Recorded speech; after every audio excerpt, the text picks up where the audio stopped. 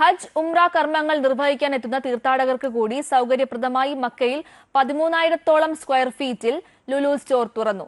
മക്കയിലെ ആദ്യ ലുലു സ്റ്റോറും ആഗോളതലത്തിൽ 250ാമത്തെ സ്റ്റോറുമാണ് മക്കയിൽ ലുലു സ്റ്റോർ.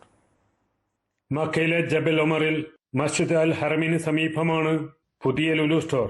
മക്കയിലെ പ്രദേശവാസികൾക്കും തീർത്ഥാടകർക്കും ഉന്നത ഗുണനിലവാരമുള്ള ലോകോത്തര ഉൽപ്പന്നങ്ങൾ ഉറപ്പാക്കുന്നതാണ് പുതിയ ലുലു സ്റ്റോർ. 24 മണിക്കൂറും ലുലു തുറന്ന് പ്രവർത്തിക്കും. Jabal Omar development company leasing manager Sahor Abdul Majeed Khan മക്കയിലെ ലുലു സ്റ്റോറിന്റെ ഉദ്ഘാടനം നിർവഹിച്ചു.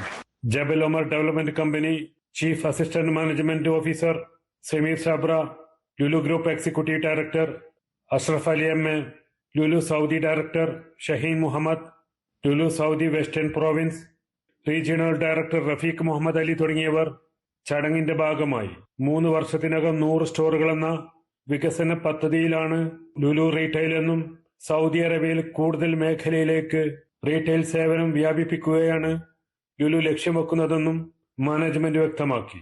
സുൽഫിഖുറദായി, അമൃത ന്യൂസ്, ജിദ്ദ.